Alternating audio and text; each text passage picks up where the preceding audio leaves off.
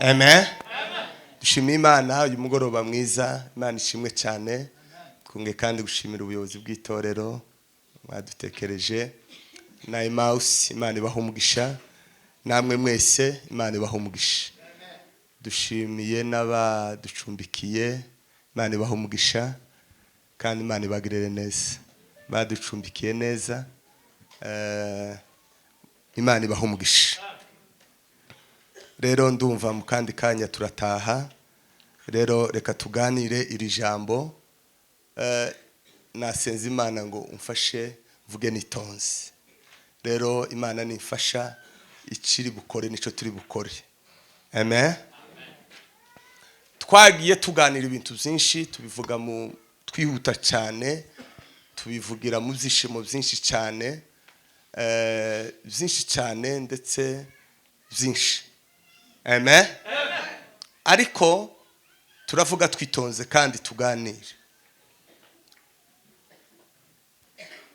Icyo bita gukizwa no kuva mu bubata bumwe ukaja mu bundi bubata.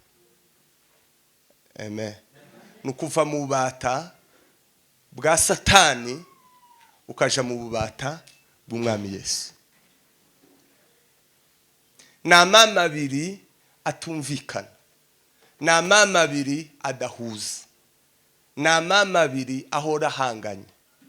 Nukuvuga ngo rero imyuka cyangwa ibihanganye ni Satani yanga Imana n'abantu. Imana ntikunda Imana, Satani ntakunda Imana, ntakunda n'abantu. Nico gituma abazi Imana bamenye Imana. Satani abashoraho intambara kugira ngo abakure ku Mana. Abatazi Imana, Satani abashoraho imbaraga kugira ngo ntibamenye Imana. Hello? Turi kumwe?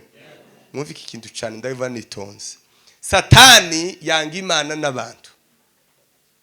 Kubizeye Umwami Yesu, kubagira Umwami Yesu, Satani abashoraho ibitero kugira ngo kwizera kwabo gushire bananigwe bave mu jizego.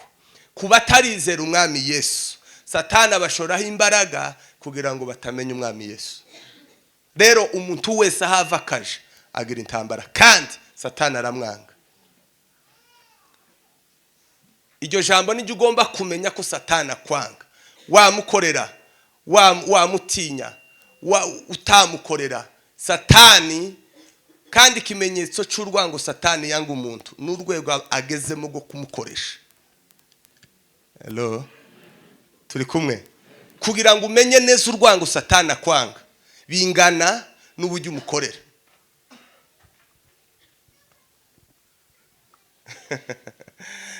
Subiremo.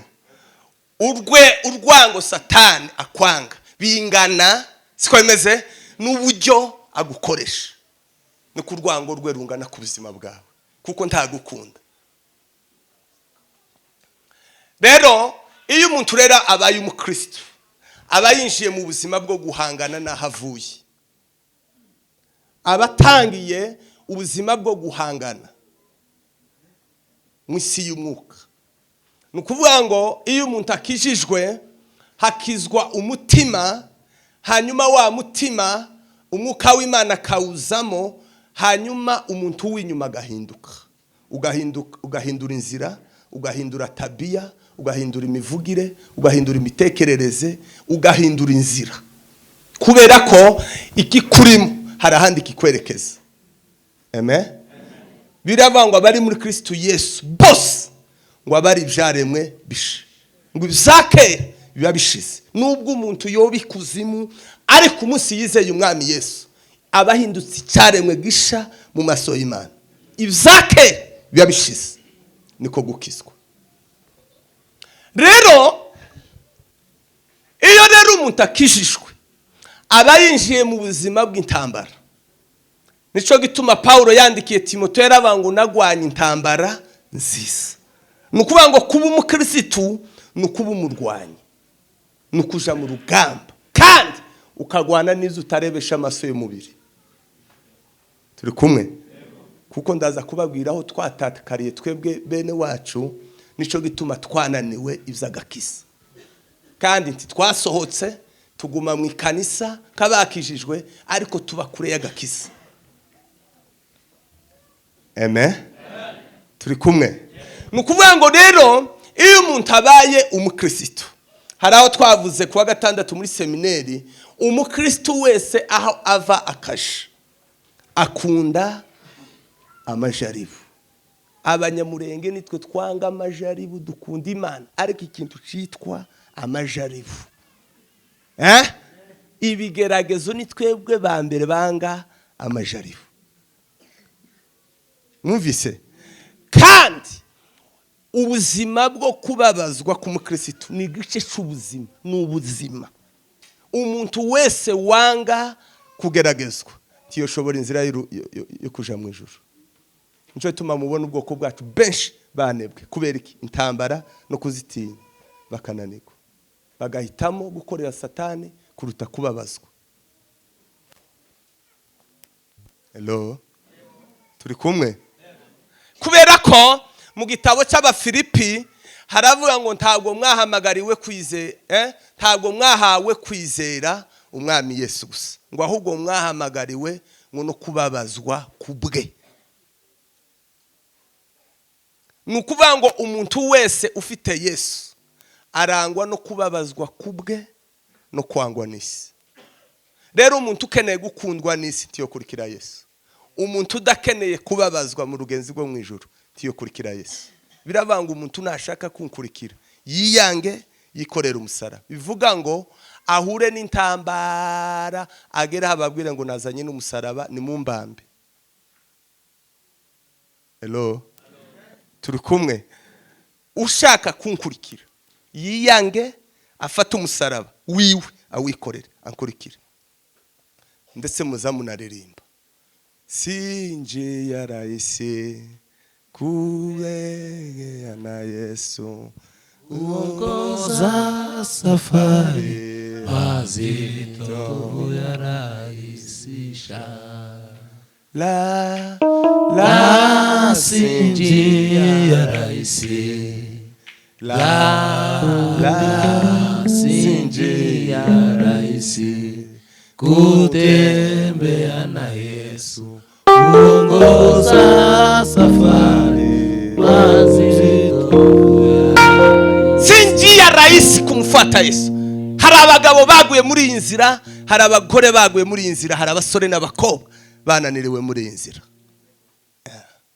kandi ntibasotse mu ikanisa ariko bananiwe. Kubera iki? N'urugenzi rw'intambara. Kagwana none icogwana naco kwakinesha hakazi kindi. Umukristo azatandukana n'intambara yapfuye. Hello, amen. Umukristo ufite Yesu azatandukana n'ibigeragezo, azatandukana n'intambara avuye mu mubiri. Nico gituma bizibangwa higwa bihanganira ibibagerageza kugeza ngo nibamara ngo bazagira uti kujya intwari ni yanesheje.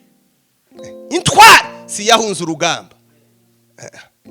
Abakristo bose bakunda intambara kuko ntiwocokoza shetani utamushoboye. La sinjia rahisi, la sinjia rahisi kutembea na Yesu uongoza safari mazito ya rahisi. Nemba umusirikare umuntu azaja mu gisirikare, kujya umuntu uzuja mu gisirikare iwe muri we aba yakiriye ko agiye gupfa, kandi agiye kugwanira igihugu, azarara hanze, azanyagirwa, abantu bazaba bajyamye ariko iwe agume hanze, ndetse nibigezaho aho kuvuga ngo igihugu gitekwe iwe yopfa. Azaca mu gisirikare yaremeye gupfa. Kuba umukristo ntabwo ari ubuzima bworoshe, ni ubuzima bwo guhangana, kandi ugahangana n'ibyo utarebesha amasi y'umubiri.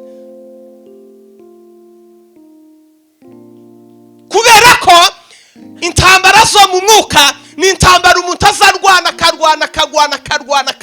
Iyo umugabo ntabimenye, umugore ntabimenye, abana ntibabimenye, abavyeyi ntibabimenye, umusuma ntabimenye, ukagwana iyo ugatsindwa, wewe wenyine niwo uzumenya kuko watsinda ukamenya ko wenyine watsinzwe. Ni intambara iri mwisi y'umwuka. Umuntu umwe akajyama kamujana ikamurengura. Abagabo bari bakomeye bataramye ubu nyine bararambaraye. Abagore bahesaba basa mu matayi baza gusenga hari Nairobi barasinziriye. Sinjiye rais la sinjiye rais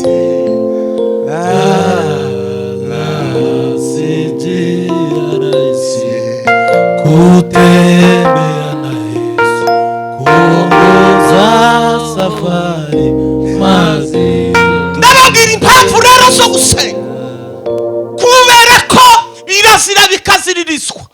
Kuba umuntu ari umuyobozi w'ikundi ritoya atazasenga, uwo ni umugambanyi w'itorero. Revera wese utazusenga ni umugambanyi w'itorero, ntakwiriye kuyobora itorero. Perezida w'ikora ntakondikitari ugomba gukondikita abantu kuko ni umuyobozi atazasenga, uwo ni umugambanyi.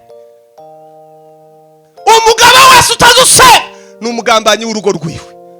Umugore wese utazusenga ni umugambanyi w'urugo rwiwe. Kubera ko umuntu abakristo baba ahantu hatatu, baba mu gihugu, bakaba mu ikanisa, bakaba no mu ngo zabo. Aho hantu hose Imana irakenewe. Nimekutana na Yesu, nimekutana na Yesu, yeye mwenye uwezo akaniokoa, yeye mwenye uwezo akaniokoa. Mpe Bwana. Umugabo witwayo ntabwo ari pastor biravuga ngo yari umukire, ngo ariko buri munsi ngo yakazaje gusanga Imana agaha raporo y'urugo rwiwe, ngo akabanga abana banje 10 hari ngo bakoze ibyaha mu mihana, ngo n'umugore wanje yiriwe mu isoko ashobora kuba yacumuye, none Mana ntanze ibitambo by'imbabazi, agataha mu rugo. Umugabo wese ukijijwe agomba kuba umunyamasengesho, kazatanga raporo imbere y'Imana, kuko Imana niwe nyiri rugo.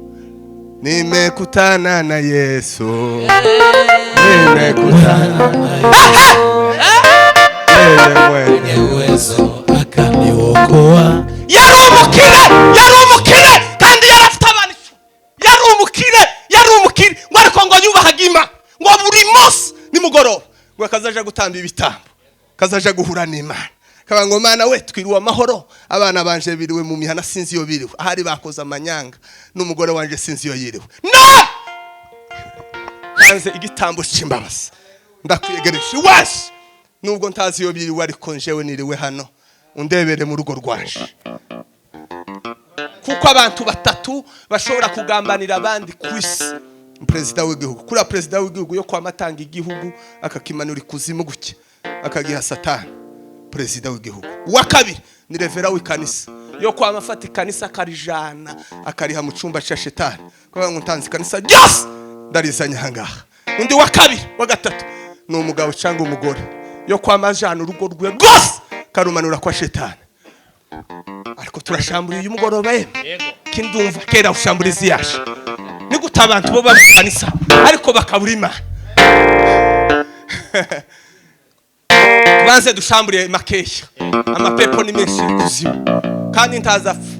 Mwari mwabona ipepo rifa iyo umuntu afuye, kandi buri muntu wese agira amapepo amushinzwe. None iyo umuntu afuye amapepo yaramushinzwe azaja ta mapepo azapfa, wowe uzopfa ariko amapepo ntazapfa. Gusa nukomeza kuyahungabanya gusa. Azaja amapepo ntazapfa. Abantu bazabapfa amapepo bakayasika. Tukomeza kushamburira gusa nukomeza tukigize amapepo tatwegere. Ariko iyo ntaho azakomeza kuzenguruka guke. Shambure haleluya 7, shambure amapepo 70. Nico kintu gikomeye biravuga ngo intwaro zacu nsizi imeze nk'iz'abantu. Kera twagiye mu rugamba, twagiye kugwana kera kubera ko twinjiye mu gusenga. Kera isi y'umwijima yagize ibibazo.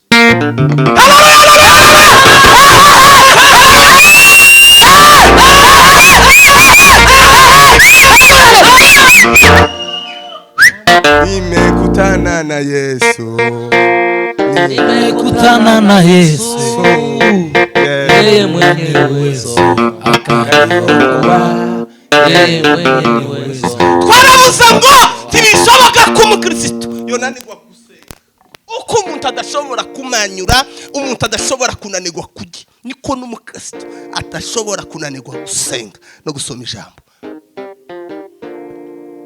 Kubera ko komezi umubiri uyu nguyu ni ukunda umutsima, ni ukunda inyama, ni ukunda amata, ni ukunda ibindi n'ibihuru biriya byose muzamujya. Ni igihuru kiva mu gitaka. Ziriya mbuto ibintu zose uyu komezi w'umubiri akunda ibintu bivuye mu butaka. Komezi y'umubiri nafa azaje wabo mu gitaka. Hakabaho komezi wa mu mwuka. Uwakomeze wa mu mwuka akunda ijambo, akunda gusenga. Kuko na uyu mubiri nufu iwazaja mu ijuru aho yavuye. Nimekutana na Yesu, nimekutana na Yesu, yeye mwenye uwezo akaniokoa, yeye mwenye uwezo akaniokoa. Rero abantu bitaye kuri bo b'inyuma ariko ntibitaye kuri bo b'imbere, kubera ko wewe imbere ni wewe ugomba kugwana, ni wewe ugomba kugwana n'imyuka itagaragara. Uyu komezi ntiyogwana n'imyuka y'abadayimoni. Oya, niko Paulo avuga ngo tugwana n'abafite amaraso n'inyama, tugwana n'abatware n'abafite ubushobozi, n'abatware bategetse isi y'umwijima, n'abatware. Satani yamanuye kimwe cya gatatu cy'abamarayika batabarika. Niko mwuka yambwa ijambo ry'Imana. Satani ngo yamanuye kimwe cya gatatu ngo cy'abamarayika batabarika mu ijuru.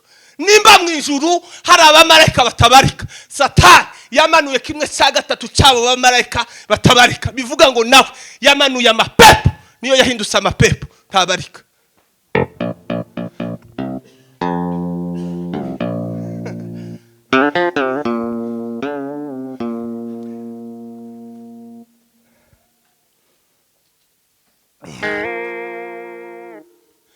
Rero gusenga nizo bijyo zankomezi wo mu mwuka, nizo bizabikugiraho. Nivuga nkomezi wivuge kuko nabuze ukuntu ntanga urugero.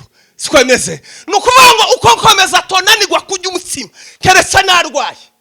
Komezi rero mu mwuka iyo yananiwe gusenga agasoma akananirwa gusoma Bibiliya aba yarwaye mu mwuka. Kubera ko ibintu bitatu abantu batatu badashobora gusenga, badashobora gufukama ngo bamare iminota 2-3 babasenga, n'abantu batatu. Umuntu wa mbere n'umuntu utarahura na Yesu, umuntu utarakizwa. Cyo tuma mu banyamurenge dufite abagore batarakizwa, dufite abagabo batarakizwa, dufite abasore batarakizwa, dufite abakobwa batarakizwa. Bose bazabakorera imirimo hano mu ikanisa.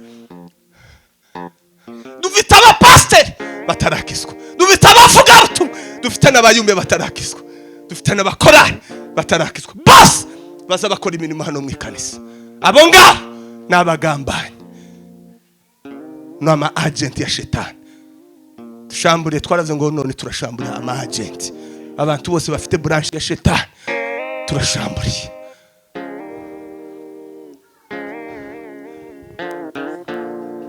Uwa muntu ni yosenga, uwa muntu nti yosenga, arasenga isakazi. Waganira n'umuntu mutaziranye, wabona amagambo yo kuganira n'utazi. Ufite Imana tuyimenyera mu ijambo rya. Iyi niyoma ni mudasoma ijambo ry'Imana muratsanebwa munebwe, izindi nyigisho zizoza nyinshi zizobayobsa. Iri ni ryo jambo ry'Imana. Nimba umuntu adashobora kujya ijambo ry'Imana wonesha umwana w'intama w'Imana yanesheje Satani. Ijambo ntabwo yamukangishije gusenga. Yesu umwana w'intama w'Imana yagize iminsi 40 atajya atama, ariko Satani aramufogera mu butayu, aramufogera. Ari umwana w'Imana, ari umwana w'intama w'Imana. Wewe ni nani? wewe ni nani kwa shetani? Wewe ni nani kwa shetani? Wewe ni nani? Nakataa kuomba tunaongoza kanisa. Wewe wachungaji wasipoomba, mwebwe muri abakozi ba shetani, mpasiteri usenga. Sinzi ukuntu uvuze murashagaraye. Dutere haleluya dushamburiye imitima. Umwuka yambwiye ngo mvuga amakuru yose turashamburiye none. Dutere haleluya dushamburiye.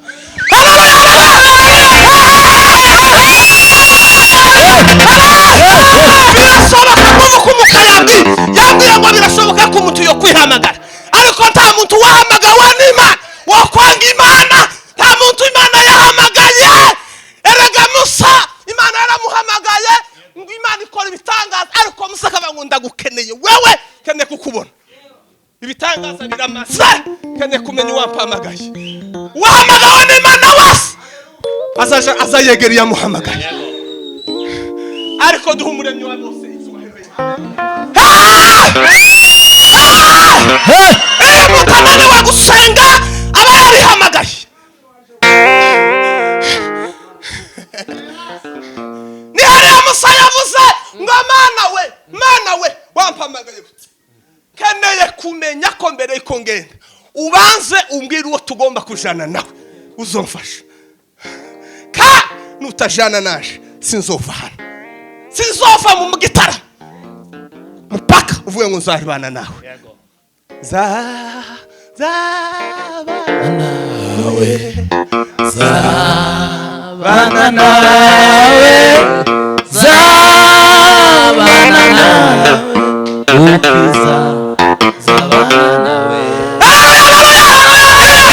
Senga Mana afira ngo yabwiye abagabo, aravuga ngo nimuza turagize Imana inzira.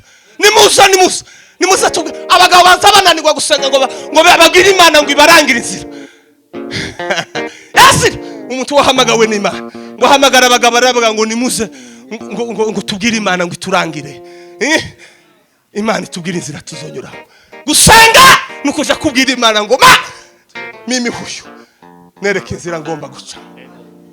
Erega gusenga ni inzira idusabanisha n'Imana, bigatuma tumenya ubushake bwayo kuri twebwe. Ishakabiri ni ingazi. Senga ni ingazi samura abantu bumbara muca bas yarabasamuye bakayitibura ingazi. Ariko ingazi ni kintu sawuriramo mu mbaraga wagera hejuru ayingazi yake ukayisingira ukashira handi hejuru. Ariko abagabo bose barazamutse bagara hari abatari kugura ingazi tibazamutse kandi nibasha gutibuka bazotibuka bavunike. Dushamburiye abantu bataye ingazi. Dufite abagabo bari bakaza basenga ariko bunyine n'inzozi azatekereje kuza gusenga ubucuku bukaza, ibitosi bikaza, amapepo.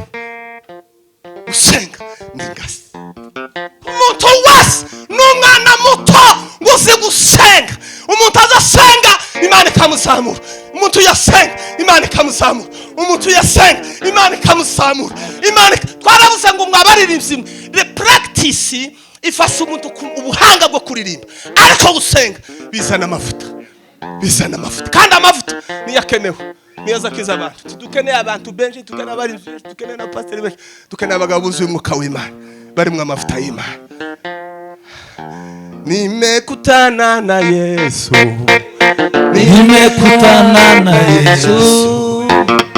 yeye mwenye uwezo. Yeye mwenye uwezo akaokoa. Umuntu udashobora gusenga n'umuntu utazi Imana. Dufite abanyamurenga batazi Imana, dufite abagabo n'abagore batazi Imana, bazabaririmba iyo batazi, bagasirimba iyo batazi, bava ahangaha bakaza mu bigigwama, bakaza kure kubera ko batazi Imana. Kuko ntiwo kwirigurwa ngo Mana ndagukunda ngo nusokuje gusamba, n'ikimenyetso cy'uko mudakunda Imana.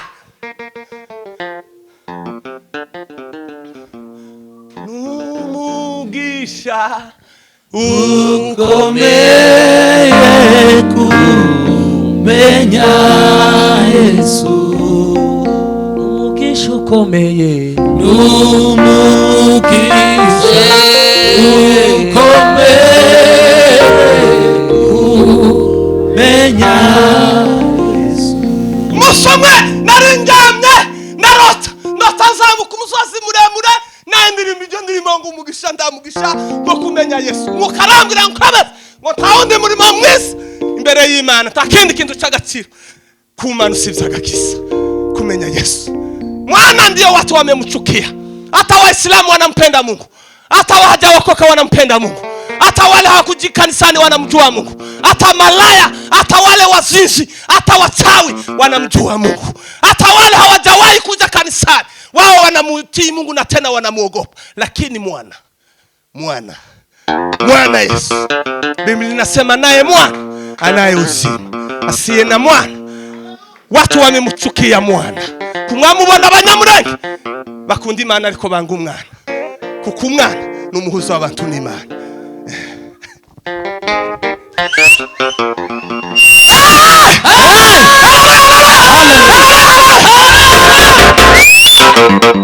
Umwami wanje wabaye umuhuza w'abantu n'Imana. Umwami wanje wabaye umuhuza w'abantu n'Imana. Yasasagarara ngwino hano papa president erise ngwino hano azagarara hagati. Mana we komezi ari mu mwoba w'umwijima ariyo ngiyo hanyuma uyingiye Imana. Yesu agahagarara hagati agahamagara nkomezi we mukuye mu mwijima w'icuraburindi, mukuye mu busambanyi, mukuye mu businzi, mukuye mu burasi, ngwino hano Mana we ngwino hano no akabahusa. Ubu ni bwo ubugingo buhoraho mu busabane bw'abantu n'Imana Kristo Yesu. Rero abantu basanya wamekataa mpatanisho, kila mtu anakaa kando na Mungu anakaa kando, wamekataa mpatanisho. Yesu ndiye mpatanisho pekee yake. Mukunde Yesu, abanyamurenge tibarakizwa kandi birivuga ngo uwatuza kanwa akizeza umutima ko Yesu ari umwana azakizwa. Abantu benshi ntibigeze batura, bakure muri Sunday school baje mu ikorari ari abapagani, batigeze batura ngo bizeze imitima yabo ko Yesu ari umwami n'umukiza. Iyo bivuze ngo Yesu ni umwami, abavuze ngo ngiye kukuyoboka mwana. Yemwe mwakira umwami Yesu. Amen. Tupe Bwana. Misale Amen. Musala haguruka kirasina. Niulize. Hari umunsi umwe sabukwe wa Musa yamugirina kazi ilikuwa ngumu sana. Hiyo ni kazi ya wachungaji. Alikuwa na kazi kubwa sana. Yeye baba Mungu akamwambia wewe unachoka bure na unafanyisha watu kazi ngumu. We chukua watu wende waombe, wende wapee kazi. Mungu akamwambia wewe Musa kulikuweka viongozi wa kanisa, pandisha watu 70. Ese niyo 70. 70 wapande kwa mulimo. Ese yugiye gusengera abakozi mushingira koki. Musa mbere yuko ashira abategetsi abazamufasha umurimo w'Imana yabazamukanye ku musozi gusenga mbere y'Imana.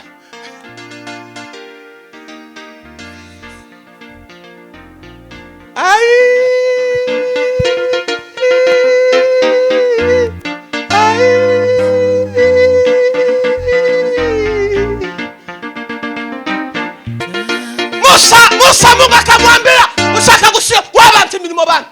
Musa muha abantu imirimo gute? Nyenye wachungaji mnapea watu kazi mkilinganisha nini? Si mnatoa, mnaongoza, mnachukua viongozi. Kwa sababu gani? Imana yabwiye Musa kwanza umwuka yarambwiye ngo ni murangiza gukora umurimo wa nyirawo. Hii kazi si yenu, hii PCS yako, hii kuimbaji si wenu, hiyo ni kazi ya mwenyewe. Niko Yesu yagiye mukimaliza kufanya kazi ya mwenyewe muvuge ngo turabagaragu bimburamo. Si kazi yenu, si kazi yenu, kazi ni ya Mungu. Abantu bose bahamagawe n'Imana bakamenya ko Imana ari bahaye umurimo, baba imbere y'Imana gusa kugira ngo ibashoboze. Umuntu wese utarahamagawe n'Imana arangwa no kudasenga, abari umugambanyi w'itorero. yeme Imana igire bene wacu neza kuko nimudasenga muzonebwera mu kanisa musambane muri abashumba muroge mu kanisa mubaba mama muririmbe amaosi mungana gutya abandi bazoza muza muririmba muda satani hajali na nyimbo nyinyi satani anajali na uchungaji kwani satani anajali na kuongoza kwa wao satani anakujali nyinyi mmekuwa namna gani kwa nini hamtaki kumjua Yesu kwa nini hamtaki kumtii Yesu mtaulizwa kazi muzoraswa mtaulizwa wewe unafanya kazi unatoka usharati unakuja unakuwa mbele za Mungu wewe unatoka katika usawa unakuja wewe ni mgofi wewe ni mlevi wewe ni mtaranyi wewe ni mwisanyi wewe masimi jango yasi wewe ni nabii mwongo uzoteranya abantu babandi ubatuka Mungu amekupea hiyo kazi ni Mungu amekupea hiyo kazi muzohubona ibibazo bikomeye cyane hano muzohakura umuvumo ni nawo muvumo dufite abanyamurenge kuba mchungaji ukamwonga ruzuvika ikuzimu ugahabata meza ukabarika abana uvasa kwa satani nyinyi mtahukumiwa na Mwenyezi Mungu kwa sababu mumecheza na kondoo wa Mungu. Na tena Biblia inasema Yesu ndiye mchungaji mwema. Wachungaji wengine ni waongo na tena ni wizi. Wewe Mungu amekupea nyumba yako. Sasa unataka kuifanya wewe vile unataka. Kwani nyumba ni yako? Ama Mungu ndiye mwanzilishi wa boma? Boma si yako mama. Usifanye mzee wako vile unataka. Usilaye watoto ukiwatusiana. Si wako. Nyinyi wazee msichukue nyumba kama ni zenu. Hizo ni boma za Mungu. Mtaulizwa. Mnacheza na kazi ya Mungu. Ni mudahinduka ngo mukizwe muzofira mu kanisa. Kandi gufana ivuga suku mubiri nuko umutima. Mwabona abanyamurenge bafuye hano. Mwabona ukuntu duteye tumeze hano. Kubera umuco ukomeye ari naco gisika giteye ubwoba c'amapepe abangamiye agakiza k'abanyamurenge n'umuco abantu gabakama baceceka bagaceceka ngo sinovuga amapepe dushamburiye mu izina rya Yesu tugomba guhinduka mu izina rya Yesu dushamburiye dutere haleluya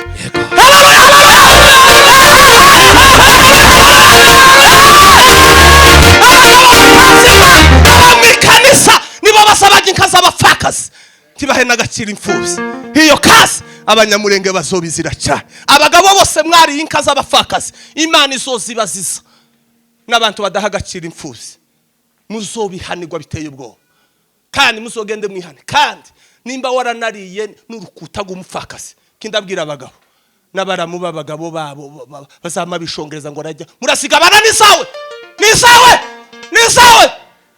wako izaho cyaba kagumuha gabane waho mapepo dushamburiye ayo mapepo kabaraje umutungo w'Imana dushamburiye n'izina rya kubera ko hari abasore banga baraba bafakaye abana babuze iyo basa bitabasawa abana bakabura uko bagira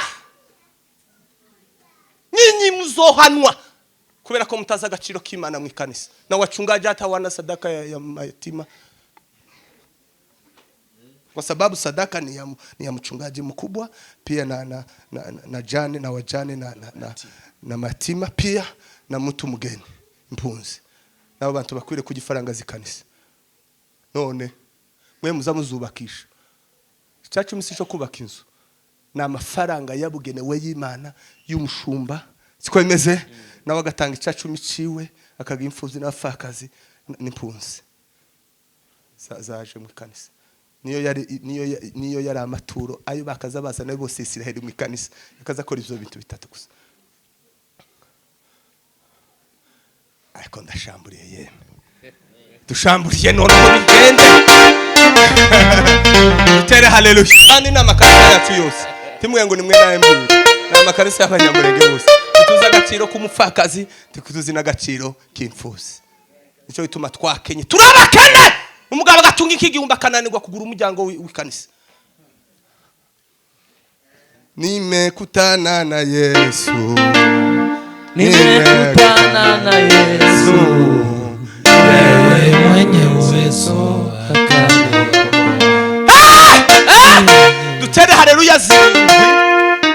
Imana ibagirire neza umuntu wari inkozi umupfakazi n'umuntu watutse imfuzi akayigira nabi mu muryango. Muzogende musaba imbabazi kuko mwakoze kumbona y'ijisho Imana. Imana izokwitura kandi zo guhona birenze. Zoje gusaba imbabazi umupfakazi kandi n'imfuzi mwagiriye nabi timwamufata neza.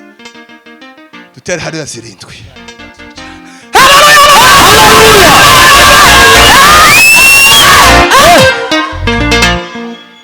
Musa Imana iramubwira ngo fata abagabo 70 ubazamukane hanyuma ufata umwuka ukurimo. Simfite undi mwuka wo kuhabo bantu 70. Umwuka ukurimo urahagije uwufatemo uba kuko umuyobozi wese abantu bose agomba gukuramo umwuka umurimo akawa abandi. Iyo ari umwuka w'abadayimoni azasangiza abandi amapepo kuko ntiyo humugisha ntawagira. Shamburiye mu izina rya Yesu. Nari kuri ngambo y'abashumba ndagera ku ngambo y'abashirika bataza abashumba batazabita ku bashumba bakarara barira bashonje. Muzogira umuvumo gutyo nti muzoza mukora mushire mu mufuko utoboka kuko umushumba wanyu yarayarira mbagarutse ndaza abashambuzi. Dutere haleluya zirindwi.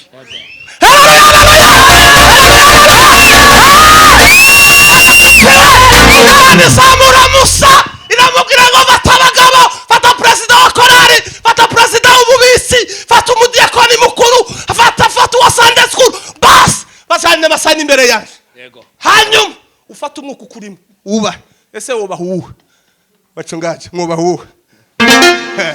Dushesheke gatoyi. Amen. Amen. Bibiri simbwira ngo hari habuza abagabo babiri. Yego. Mu musozi. Sinzi shuguri bari bagize basigara mu muhana tibaja mu musozi ngo wa mwuka ubagiraho mu muhana. Yego. Muri list y'abantu bagomba guhabwa umwuka. Inyanukuru erega umwuka wona gufata uri mu caro bagutekereje. Yego. Inyanukuru kandi babagabo babiri nkaho bari mu caro bari nka mu caro. Ega mu caro siho abantu batosengera kuko gusenga no gufuka gusenga no kuvuga.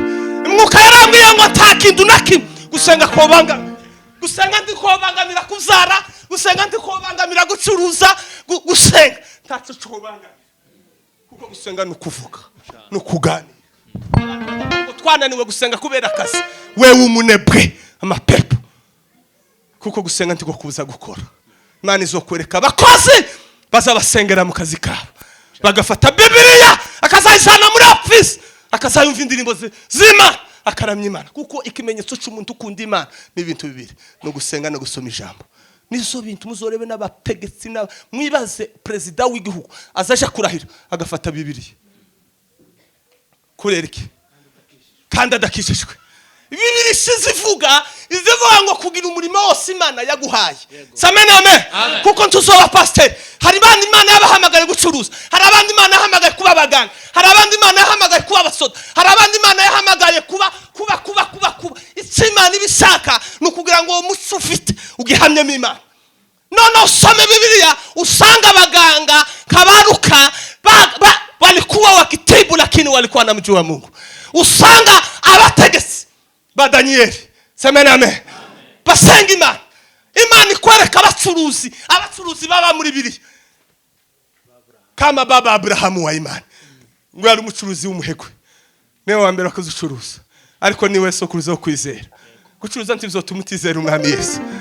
Shamburi y'abacuruzi bazabiba ariko musharo yene tuzi bibayo ariko tubishamburiye.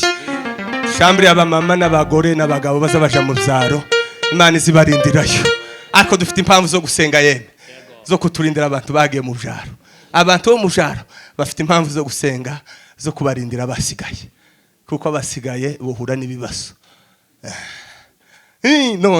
none ni gute umugabo yomara ukwezi kure yiwe araha Mombasa tibibaho ntibishoboka aho none ukwezi bazaba kumara none turashamburiye turamenya amaneno dushamburiye dutere haleluya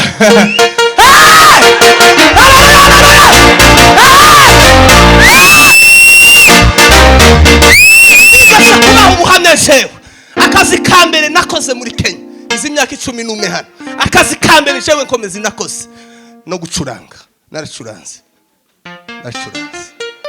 nisha gushaka ariko kazi nakaza nkora ndagaruka akazi kambere nakoze shikije umugore hano nagiye iwacu mu ijombo gushaka mvuye hano ndakibazo noneho mbona akazi ko gufata ingazi kazafata ingazi undi muntu agasiga irangi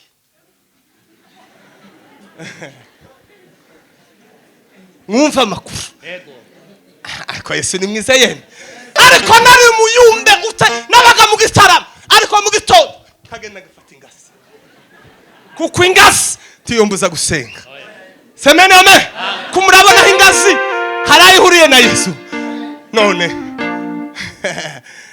nigisubizo yakankuyemo kandi nari ngatoye gucyo umugabo witwa Kawaya yaravuze ngo baje kumusitara ukwezi ngishitse umugore wite ataramara ukwezi atari yandikisha shauri moyo barampamagara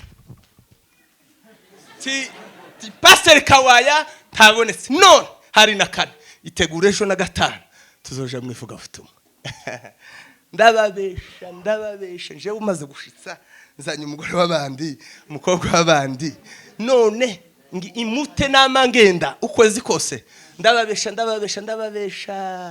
nuko ndabati turazongera tuguhamagare umutima urambwa nkomezi we urashatse none kuringingwa kubera ko hari abantu banebwe bamaze gushitsa niyo system ikomeye cyane umusore agasenga agatarama bamusengera akibagirwa igitarama gahiki gikapu iyo ni system ikomeye mu banyamurenge niyo gahunda zikorerwa hariya iyo muvuze ngo wacungaji wote ngo wakuje waombendo haraba pastor bashinzwe iyo gahunda yo kumara abantu imbaraga n'urugo abantu benshi baherutse gusenga ari abasore abandi baherutse gusenga ari abakobwa ariko umunsi yinjiye mu rugo rwiwe yamaba igikatsi no guhumiriza gutya zaras wewe hawujuwe ndababwira ngo sawa ndemeye ndagiye namaze sezera madame tse ngiye muvuga nzoza nyuma y'ukwezi ndagenda ngaruke gutya akazi nakoze kambere mvuye mwivuga butumwa nokeje ibigori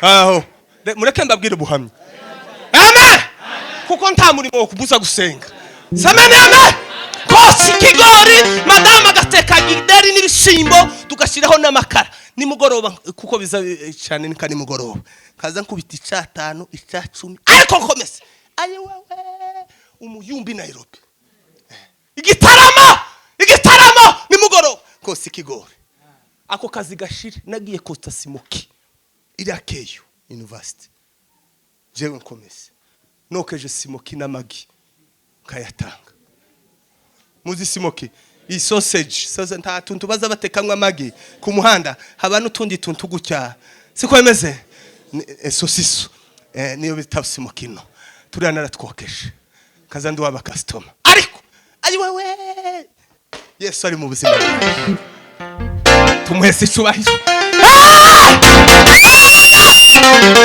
afuyemo nagiye mu mujyi hariya ambassador ngurisha movie film hariya mu mujyi kazangurisha film nazirekeshejwe n'abakazitunga bagiye Kitengera barasenga barankumbura amateraniro ndataha niyinga niho bafasha abakristo barilize Kasarani nimba muzamwumva abakristo bafashwe mu ikanisa ryayinga sikwemeze noneho nakazi rimwe ngiye mu kazi wakanipigia akazi mesha tisawa subira mu rugo nirwayo na kabiri na gatatu ndabasura muri police hari akasarani ngishika gutya sinzi ukuntu zabaye gutya komeze baramfata banyoreza imodoka ni dadabu kandi dufite iminsi miremire twatugenda tubwira abantu ko nta nkambi y'abanyamurenge irino none abarinje bafata mu baza bagenda babivuga namanja idadabu umugore arasigara nuko Imana ingira neza idadabu turasenga rero turasenga vidadabu ngeze Nairobi akazi nakoze no ku photographe kundi photographe imyaka myinshi cyane iko nakarekeshejwe mbaye revera w'ikanisa kuko sino fotora ngo mbe kicunze n'intama amen mbu mu photographe basengera kubivuga butumwa basengera ku pasteri sikomeze kareka mbaye revera w'ikanisa kuko sinoja gufotora ngo abakristo ndeke kuja kubasengera kuko umwuka yari yambwiye ngo ikanisa uzoza urirebera muri wewe nunebwa uzumenya ko ikanisa ntari hari nusha mu bujutsi uzumenya ko wabitoye kanisa ari hari ko peje abashumba hano nimba utazusenga ikanisa uzoza ugireberamo nimba uri umunebwe uzumenya ko ikanisa ripfuye rinebwe nimba uri mu bujutsi uzumenya ko ikanisa rijutse Imana irebera itorero muri nyiracyo mu mukuru sikwemeze Imana irebera president igihugu muri president Imana irebera urugo muri nyirirugo reka ndangise nagiye mu bintu byinshi cyane rero gusenga ndiko kuza gukora imirimo gusenga n'umwuka Imana n'umwuka birabanga igihe kiragaza kandi kirasohoye kwasenga data bamusenga mukuri no mu mwuka rero undi muntu wakabiri udashobora gusenga ni umuntu utagira umwuka wera abanyamurenge twarabatijwe ariko ntitwuzura umwuka wera nico gituma tukiyobowe na kamere y'imibiri yacu nico gituma mu ikanisa abantu bakigwana abantu bagitukana abantu bagisamba iyo ni imirimo ya kamere umuntu wa kamere ntiyosenga kuko umwuka w'Imana ni uzusenga muri twe rero dufite abanyamurenge batigeze buzura umwuka wera umuntu yo kubaza umunsi wabatijwe ariko ntiwo kubika umunsi wuzuye umwuka wera abagabo bese abagore bese abavuga ubutumwa bese abasumba bese tibazi ikintu cyitwa umwuka wera tibazi umwuka wera tibazi nimba sagute tiyabagezemo nibo bazabagwana mu ikanisa nibo bazabatukana nibo batazabaramukanya guki mu ikanisa abantu bagatandukana mu ikanisa bakananirwa kora mu kanya guki abasaba Kristo n'abantu ba kamere ariko bene wacu Imana yarabanyeretse rega turabizi namwe murabizi muzamuceceka ariko murabizi n'abashumba murabizi kandi ni ikintu kiri mu bwoko bwose si Nairobi n'ahantu hose nitwe tuza tugwanira mu ikanisa n'aba pasteri bazabananirana gusa mu ikanisa bakagwana batandukana bakananirwa kuramukanya abandi akaba ngo ntimukaje muri iriya kanisa abandi akaba ngo ntirira muri iriya kanisa n'amapapa ntabwo ari Imana kuko kubuza umuntu ngo nareke kuja gusenga hariya abamwimeye kuja guhura n'Imana yiwe turi kumwe rero ni mudasenga muzakurikira impumyi ariko iyo umuntu yayasenga aba ari maso akaba muri pisiye akaba muri release ariko ari maso imbere y'Imana Imana izimwereka inzira ukaba mu itorero ariko Imana iziguhe icyerekezo cyawe semeneme uko niko kuri kuko nta myuka yo gufata nico gituma mu banyamurenge twanga basenga cyane iyo umuntu yasenze cyane aba yagize ikibazo n'umuryango wonyine uzumugwanya kandi bose bamwikanisa hari abana babiri umwe yavuye kitengera undi kasarani baza kundeba umwana w'ikasarani arambwira ngo pase nagize ikibazo gikomeye cyane tisikiye kibazo ba data wacu na ba data bose baranyicaje barambwira ngo uzusenga biruta uko basogokuru basenze natwe twasenze warakabisha none upunguze suko mu muryango wacu nta wigeze gusenga kuko wawe usenga none urekere uko umwana w'umusore utaruba kandi abo bagabo bose baba mu ikanisa barananirwa bamuteza urubyiruko rw'abene wa baragenda baramwicaza umvira ba data kubera ko usenga birenze uko umwaki tuza dusenga ubireke aramwe supasengere gute ndamwe ngusha urahiriwe wewe umuryango wawe uhamagara ukakubuza gusenga turahiriwe je sindabibona yo abanyabyinshi bose boza bakaba nkomeze guhera none tukongere gusenga ariko no kwishima yebe ariko ni vyiza ye ndamubwira ngo urahirusha uzosenge kuko impamvu babasa no kuzushaganya system kuko nta murara utagira amapepo ngiye kuyavuga tumpe Bwana tukufa haleluya kubera ko buri muryango ugira abadayimoni ugira karande nico gihe umunsi maze gushaka gutya nabaze gushaka Imana yari amaze kunyereka iryo jambo riri mu migane ngo Imana ngo izihoro izihana umwana imuhoye ibyaha byose kugeza kubuzukuru n'ubuzukuza n'ubuvivi mwebwe nti munazi na karanda abanyamurenge niyo zitwishe gusa nizo zituma tutamenya n'Imana ni karande nkukarazi nyishurira ndazisengera ndagenda ndasenga inca karande maze gushaka rero ngiye kuba sekuruza w'amahanga kuko iyo umuntu agiye gushaka bagiye kuba sekuru abavuye mwasi abagiye kuba nawe ikizazi ciwe siko abagiye kuvyara nawe abagiye kubisekuruza w'amahanga uyu mukobwa shaswe abagiye kuba nyirakuruza w'amahanga cikarara mu rugo ija kumusosa aje gushaka karande ya nasemupa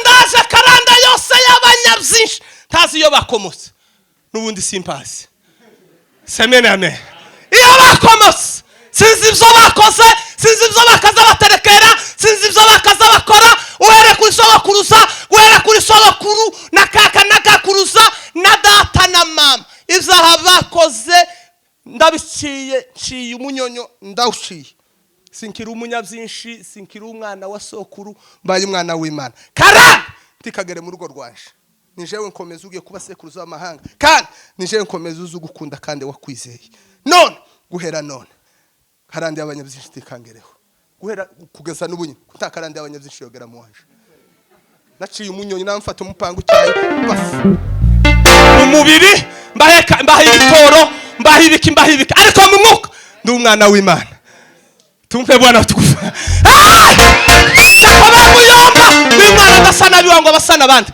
nabanyirarume abasinzira bakora igitangaza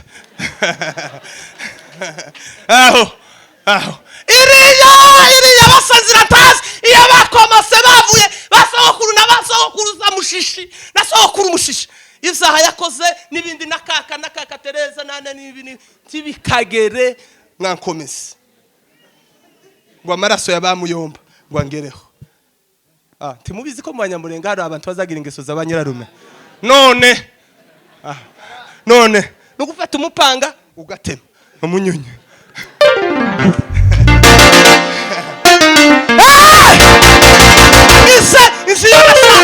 inzi yo nashatse mubahiga nama nshaza umupanga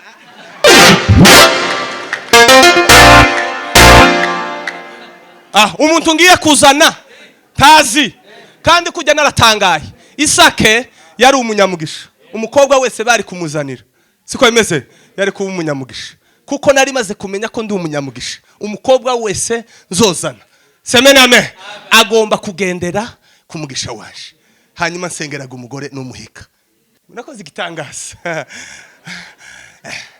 amen ndavuga ngo mana we abahiga ntazi y'abakobwa iyo ntazi y'abako iyo ivyazasekuru wa madamu na data bukwa na mabo tibikakurikira umugore wanje ngo abizane mu wanje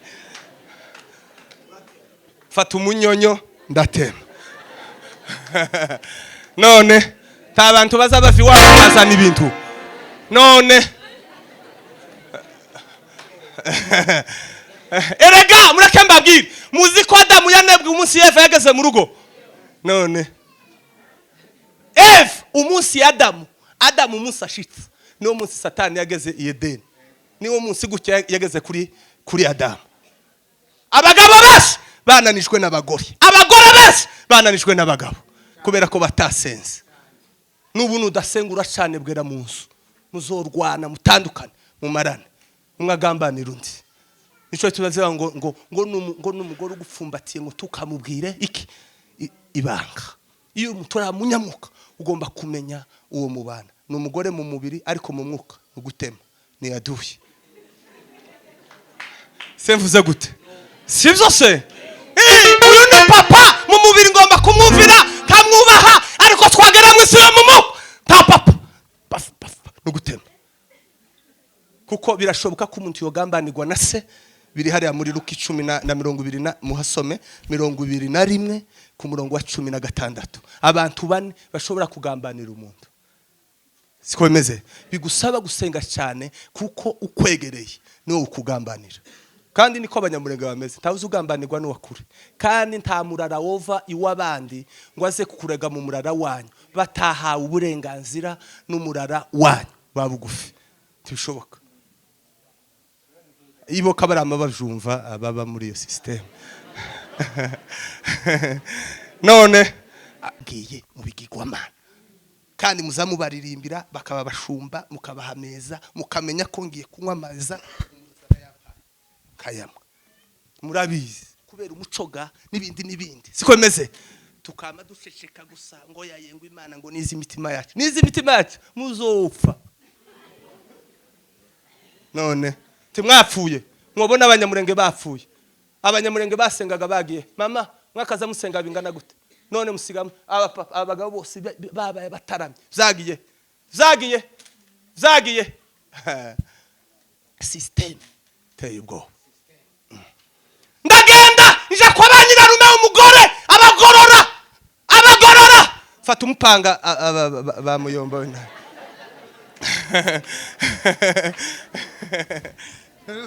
bamuyomba hangare abagorora ndagenda ndatemura nava ngo mana karande yabo bantu ntikagere mu waje ubu nyine kindasengera karande y'ubwoko bwose kuko mu banyamurenge dufite karande zikomeye iya mbere iy'ubukene sikwemeze kuko abanyamurenge bose aho bari nabakene kubera ko ni system ikomeye cyane abagabo bagatunga ikigihumbi ariko bakananirwa kugura umwango w'inzu bikanise niho ubukene butangira abagabo bose kandi umugabo akagenda yageraho yakira azaje kurangiza yakenye agafata ifaranga zose akazigura ibigirwamana abagabo barakenye bari bafite ifaranga mwewe ntimuzabashamburiza ukuntu bazabakenesha hari abagabo bazama bagurisha inzu akaja kugura ikigirwamana mwe ntimubizi umugabo agatunga inka 500 umupfakazi akabura mata wone umufu muhereko basogokuru iriya no mwuka nawe ngwana nawe mwuka tuvuga ngo ni igikuta gikome keretse umuntu uzosenga akamenya ibanga ryo gukorera Imana ikamukura muri systeme agakira kumuntu abagabo imuhira nibo abagabo ba mbere umugabo yakazashingira umwana wiwe ariko akanga ko umwana atanga inka yiwe kugeza n'uyu munsi wa none abana basa data na basogokuru bigeze batanga umuntu agatunga ifaranga hano ariko ibintu bikama bikena mu kanisa n'ubukene kubukene muzokena mukene mwobona abakene bari muri Amerika baza batanga $1 mu gitunga $1 azakorera 7,000 mu kwezi agatanga $1 mu sadaka mwumvugo bukene wo ni umwuka twese dufite n'abashumba nico tubamona turi abakene twese kubera ko tutaze gukorera Imana mu butunzi nibwo bukene kindi cya kabiri gikomeye ni umwuka w'uburozi ni systeme yubakitse iteye ubwoba je nkomeze nitaroga umugore aroge nimba taroga mama aroge nimba taroga papa aroge nimba bataroga muramu wanje aroge nukuvuga ngo haba intambara umuryango uzawiciraho abadayimoni bakavuga ngo uriya mukobwa yashikijwe nimumuzane hano bakamugerageza kugeza neza arose ni nayo systeme ihari yo kwinjiza abakobwa bakira abageni baratesetse mwobona ukuntu amateso bafite abakobwa b'abanyamurenge babageni hanyuma tukaza kwinjira hano system abagabo bagiye mu bigirwama basabitsara bakavuga ngo twisuriya mugabo dukora iki yo ni systeme y'uburozi ikomeye mu bwoko bwose keretse umuntu azasenga ikire kawe apana ku muryango kawe Imana ni gufasha ukirane n'umugore wawe ariko abana tuwomenye iyo bazoshaka uzosenga uyikire kawe Imana uzofuta araroga kuko ni system ikomeye yubakitse mu bwoko bwose. Niyo myuka twatugwana nayo kandi niyo yabuza abantu gusenga. Iyo umuntu ananiwe gusenga baza bamufata. Iyo utihaye Imana hari ibindi biza bikwegera. Hello, hari abagabo banebwe baye basambana. System imeze gutya, abagore bose babarozi baza binjiza abagabo bose baciye mu nzira y'ubusambanyi. Nkuko ngo hari abagore bashinzwe ubusambanyi ku bagabo kugira ngo babinjije mu bigigwamana. Hari abagabo nabo bafite systeme y'ibigigwamana y'abarozi baza bagenda bagusha abakobwa n'abahungu kugira ngo binjire mu burozi. Niyo system ihari. We gusuka muga ngo muge gusambana kera iwe afite system akwinjize mu bigigwamana. Mwebwe nte mubizi inina birahari birubakitse bikomeye n'inama nama. Hari umuhungu umwe wambwiye mubyara wanje musinzira arambwira ngo uko abantu baza bakora Noel sikwemeze ni ku muryango wabo kuri Noel abagabo bose batuye muri system y'abadaimoni bazabicara bakigira umuryango umwaka ugiye gukurikira. Izo bazokora. None murananirwa gusenga muzomera gute? Muzofa imitima izofa ishire. Nico gituma umuntu wasenze mu banyamurenge asabiki umuryango usumugwanya bakamwita ikirara bakamwita gafu bakamwanga usirazubaka kandi yasenga Imana ashaka Imana. Nuko azasenga agashaganya system bazaba muhiga bakamuyiga kugeza bamwica. Swate bafata umugore ananize cyangwa umugabo bamunanize. Nico gituma abagabo bose nudasenga uzobera ikibazo umugore wawe. Wa mugore we nudasenga uzoba umuryango w'umugabo wawe bamufate. N'abasore n'abakobwa hari abakobwa baroze bese n'abasore benshi baroze kabarakoresha kuko nimbara abakecu n'abasaza tibojana n'urungano ngo baje kuroga urungano baza bakoresha urungano rwawe bakaje kubamara imbaraga. Reka ndangiriza bwishe kunda abankunda abanshakana umwete bazambona. Abashakana umwete tampano yo gusenga ibaho turushanwa gusa umwete. Amen. Tumpe Bwana utukufu. Haleluya. Tampano yo gusenga ibaho tamuhamagara yo gusenga ubaho. Oya turushanwa umwete. Nimba uri umugabo w'umwete uzi gukora cyane uzogira ifaranga kurusha umunebwe utazukora. Siko umushangu n'umuntu umeze gute? N'umuntu utazugira ate utazukora tazakena. Rero gusenga numwe turushanwa gusa mu mwete. Umuhaguruke dusenga Imana.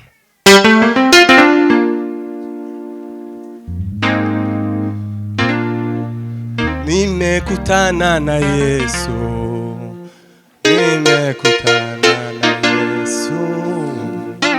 yeye mwenyewe. Mwihangane dusenge ni bene wacu ntaho tuzoja tugomba gusenga tugahangana nabo mu myuka. Semene amen. Amen. Nico gituma tukazugwana mu mubiri. Umuntu naza kugutuka mu rugo rwawe umuntu nakugirira nabi ukabona karaza kukugerageza tukamusubirisha kanwa. Ja gusenga biravuga ngo weweho ngo nuja mu nzu yawe ngo wishire mu cyumba ukenge. Mama ivyumba vyanyu nivyiki ishira mu cyumba usenge. Papa nishira musenge. None ni mudasenga muzonebwa musamarire mu ikanisa imiryango yanyu izogira gahinda. Mwobona imiryango y'abanyamurenge nibo bantu haba harabaye amadivorce n'amadivorce gusa n'umuco usigaye gusa. Ariko hari amadivorce n'amadivorce n'umuco gusa utukidukamiye ariko ntabwo ari ubukristo. Abantu wotura mu rugo rwa utagira amahoro n'ukunyago zigahira kuko mu rugo rw'umuntu niho hantu Imana yahereye umugore n'umugabo kwishimira. Niho habikanisa tiwora rugwana muzunguza kwishimana. Nico gituma birazira bikazirizwa kwingingira abantu kuzamura amaboko. Tuzi ivyo barayemo, tuzi ikibazo afite kura mutonganya ngo uzamura amaboko. Oya semena amen. Umuntu azamura amaboko abihawe. Semena amen. Haleluya. Senga ushaka numwe tazambona. Gusenga suko abapasteri gusenga no ku muntu wamenye Imana. Ufite impamvu zo gusengera urugo rwawe. Nudasengera urugo rwawe uzohangayika cyane, muzobabara muri mwikanisa, muzoshaka babatabara mu babure. Nico gituma abanyamurenge ubunyine biringiye abahanuzi kuruta Imana. Umuntu akagira ibibazo aho kuja gusenga kaja guhanuza. Nico gituma Imana yohereje imyuka y'ubuhanuzi bibinyoma. Nico gituma mu banyamurenge huzuye abahanuzi bibinyoma, kubera ko abantu biringiye abahanuzi kuruta Imana. Tugiye gushamburiye, tugiye gusenga. Yewe mureke kugira ubwoba, Imana yakira hari. Tumpe Bwana utukufu. Nubwo twabuze imbaraga z'abadayimoni, dufite izindi mbaraga z'umwami Yesu. Ngure muri twe, ngora turi muri bo. Nabahaye ubuhamya bwanje ukuntu naringiye kuba umurozi jewe. Bari bakoze inama, baravuga ngo Komezi tuzomunebweshe kugeza Komezi yakiriye uburozi. Imana irantabara. Nta muntu uzuroga hataracariwe inama kubwiwe. Nta muntu uzusambana. Swate ni ibintu bibiri, ni ingeso cyangwa ni karande cyangwa inama yarabaye. Ugasambana utaragiraga ingeso kandi utaragiraga na karande, siko imeze. Ikindi cya gatatu, umuntu agasambana akuze, agaca inyuma y'umugabo cyangwa agaca inyuma akuze, iyo niyo nama iba yaricariwe. Jewe Komezi Imana yankije kuroka kubera gusenga Imana, kubera kwegera Imana. Sinobabwira amanama, jewe imba kuri liste ya Satani gutya iri kumeza ordre du jour. Abakristo bose nico ituma bene wacu na tutazi bazabamanuka ifuboka tugambanira. Ninga tukazamwinjira, tukinjira tukabana mu nzu, kamusaba imboga, ariko ari umugambanyi waje. Nico gitu bigusaba gusenga. Iyo wewe usenga aza gushaka kakubura. Mukabana kagushaka kakubura. Mukirirwa nakagushaka kakubura. Kubera ko wewe uri mu mbaraga zo gusenga. Kuko gusenga nugutema amaboko y'abanzi bawe. Gusenga nukwishimigambi yababi. Cyo tuma Mordecai na Esther barasenze imigambi ya ni Namani ni Hamani irananirana. Nukuvuga ngo uyu muntu yasenga azaca imigambi y'abadayimoni ku buzima bwiwe. Iyo umuntu yasenga aba yayoboza Imana inzira yiwe. Abasaza tumwabona abasaza kubangana, nico gihe cyo gusenga cyane kugira ngo muzoraga uruzaro rwanyu Imana yo gusenga, kuko ntiworaga ico utagira.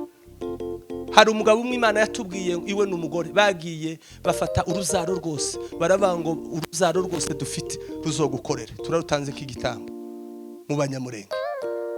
Ugasanga umugabo n'umurozi, umugore n'umurozi, abana bose aho baje n'abarozi, bikageraho n'abakwe bose babarozi kuko yabatanze. Hazi indi system ikomeye cyane, iyo umuntu agiye gupfa bakavuga ngo yavuze. Ni system ikomeye cyane yo kweza umuntu imbere y'abantu. Iyo umuntu apfuye mu banyamurenge bakavuga ko yavuze, abantu bose bazaba baruka ngo bakizera ko yagiye mu ijuru. Iyo ni system ikomeye y'abadayimoni bakoze. Ngo yavuze. Umugabo azavuga yaraga, ariko ntazavuga agiye gupfa. Kuko aho umuntu azasinzirira ni hazakangukira. Ngo Yesu ngo Imana izazanana n'abantu bose ngo basinziriye muri Kristo Yesu. Semena amen. No fanigari no ukora impanuka, icingenzi nuko mfira muri Kristo Yesu. Aho umuntu yasinziriye ni umuntu azakangukira. Hanyuma bakajya kuvuga ngo caga isambo ngo carihanye. Iwe yari igisambo, wowe uri igisambo. Genda ubi igisamboga uzoze mu kanisa wihane. Kandi sina Yesu wanamukijije, yeretswe Yesu. Yizeye Yesu. Aravuga ngo iwe twe twakoze ivyaha harikiwe n'umwana w'Imana. Aravuga ngo nugeri mu bwami bwawe unyibuke. Ntabwo ameze nk'abanyamurenge. Nico cyanditswe bagendeho ngo caga isambo ngo carihanye umunsi wa mbere wa nyuma. Kandi niyo system ikomeye abanyamurenge. Ubundi iyo abarushanwa baye tibita ku muvuduko ababirukanka batangizanyisha. Siko imeze? Bazaba bita ku muvuduko barangizanyisha. Siko imeze? Twebwe rero abanyamurenge twarirutse cyane. Siko imeze? Tugeririya turitonda, none ko turasubira inyuma. Reka mbasengere hanyuma dutere haleluya. Dufite umwami Yesu. Semena amen. Amen. Tutinye ufite umwami Yesu. Ngo n'umwana muto yanguze gusenga, ngo ntazagira ubwoba. Kintu kiza kimara umuntu usenga, ntazagira ubwoba. Ibiteye ubwoba byanijoro, ntazagira ubwoba. Abazi ku rugo rwe imbaraga z'Imana zirurimo. Uzujyama wiziguye kubera ko ufite Imana. Reka dutere haleluya zirindwi hanyuma dusenga Imana. Haleluya.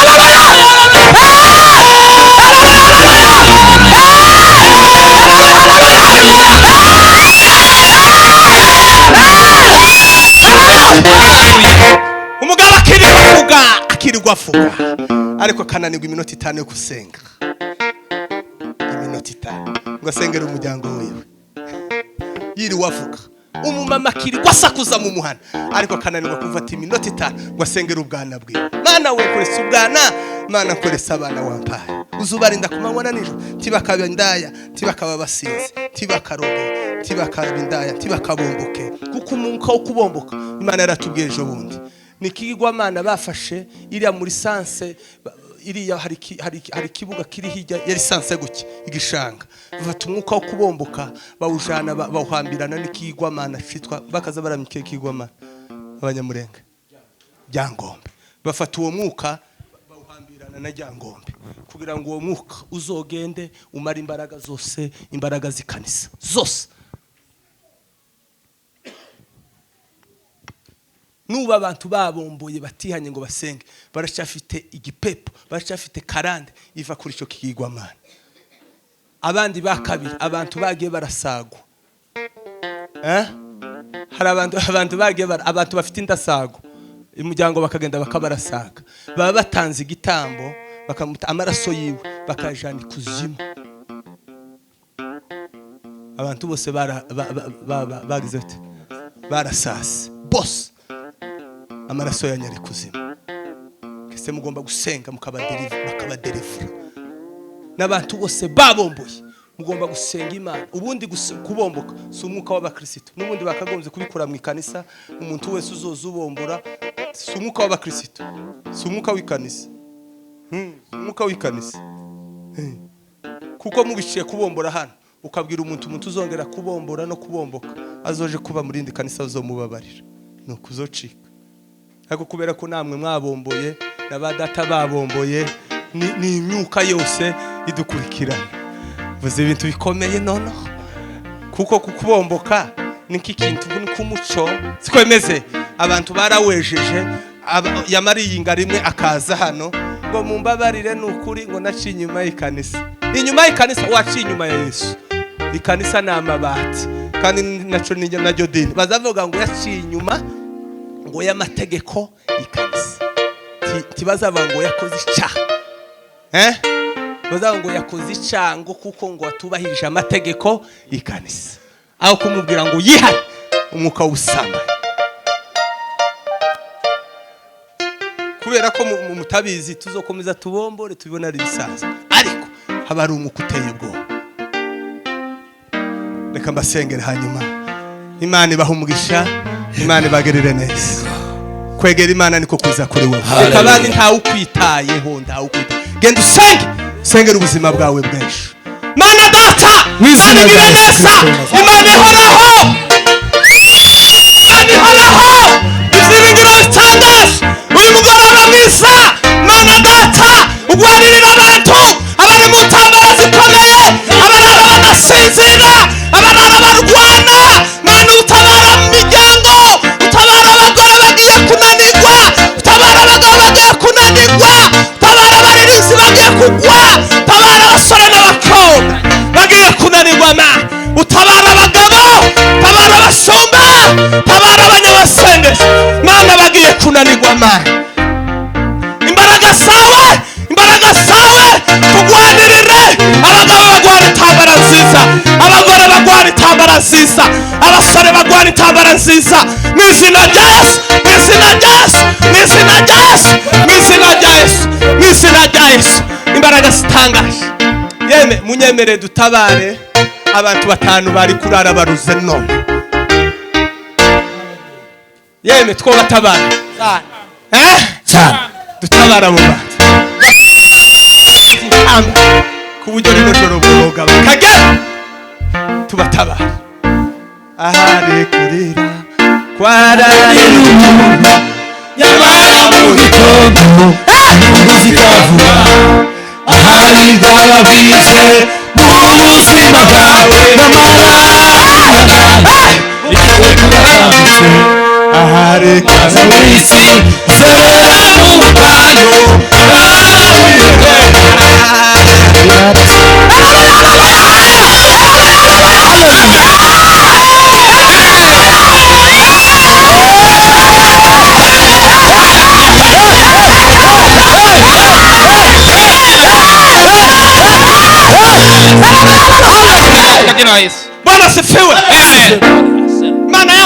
yo kuzoja mu minembwe guca karande zibiri.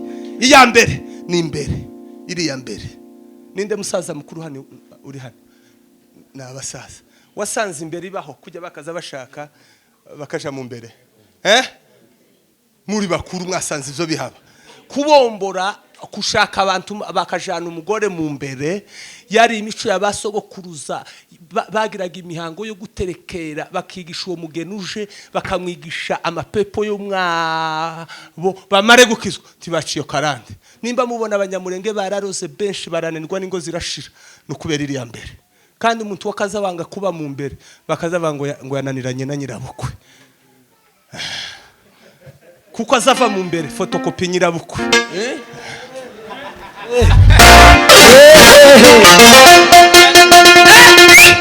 Dushamburi mu kayira rya Yesu Kristo.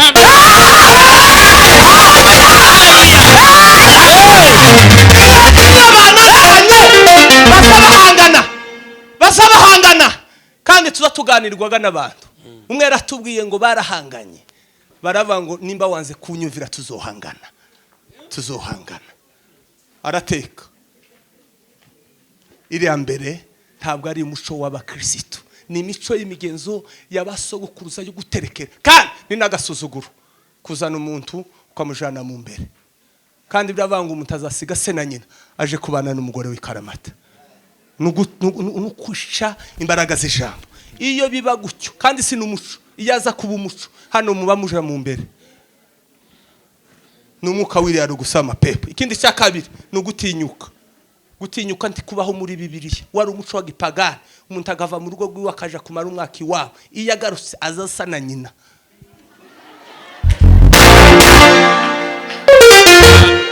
Baba mupanze Ariko tukoze ibintu yemwe dushamburiye azagarira iwabo agasambana, n'umugabo nawe azasigara iwabo akaba umusambanyi. Iriya mbere niyo yatumye abagabo basambana n'abakazana, abakwe bagasambana na banyirabukwe. Ni hariya muri kiriya gihugu kubera ico kintu. Tuzi. Ariko kubera umuco. Muzi ko umugore yari uw'umuryango.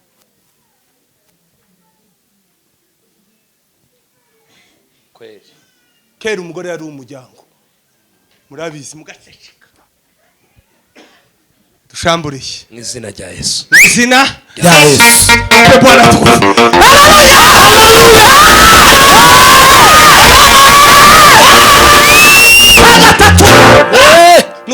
Nugushaka abana batoya. Leta UN ni gihano iyo umuntu ashatse umuminere. Yego. Siko bimeze amategeko y'isi. Twebwe abanyamurenge nibo bazashingira umwana w'imyaka 13. Nta mwana w'imyaka 13 wo kuba ku rugo. Abagiye kuba igikoresho. Ni twebwe ni violence. Kandi si urukundo ni rari. Kuko umuntu agomba gushaka umuntu bangana. Ariko umuntu w'imyaka nyinshi akaja gushaka umwana w'imyaka under 18 ntabwo ari urukundo ni rari. Umusaza ugiye gufa agashaka umukobwa ufite imyaka 20. Ntabwo ari urukundo ni rari. Azamara imyaka 2 agafa, uwo mukobwa akaba umupfakazi bakamwangara ubuzima bwose. Mwebwe ntimuzi biba mu banyamurenge gipagani n'umuco gipagani. Tuvuze ibintu biteye ubwoba Nuko dushamburiye izina rya Yesu. Timukongere kubikora mu izina ya turimbure. Yego. Kubera ko twamenye Imana tugomba kumenya Imana, tugomba kuba abana b'Imana. Karande ntigomba kudukurikira. Basogokuru babigendeyemo kutamenya, kudasoma ijambo ry'Imana, barabikora kandi kirazira kuko umwana yoba mwabo. Warashatse ukaba mwanyu, aho kuba mwanyu abavyeyi ubacumbikira. Nta mwana uzukura mwabo. Sinzi ukuntu mvuze. Aho gucumbika mwanyu wewe ugafata umugore wewe ugashaka ugiye kuzana umugongo w'abandi ugiye kumushira mwanyu. Wananiwe kugira kugufata inzu yawe. Ngugiye kumuzana mwanyu gute? Nta mwana uzukura mwabo. Aho gucumbika mwanyu wocumbikira abavyeyi siko aho gucumbika mwanyu n'ingoga zibiri siko kuri se ahubwo abavyeyi wo bacumbikira siko bimeze cyangwa umuntu akava muri Amerika akaza gukora ubukwe n'umukobwa hano yataka musiga mwabo tibiba ngo guza ngo amufashega ngo nasebe ukwe gamufashirize gahamwe akamujana uvuye mwanyu kandi ugiye mwanyu uzokorera Imana ryari uzogira ubwenge ryari ngo bakurugo rwawe uzayoborwa na nyoko shamburishi tukoze ibintu bikomeye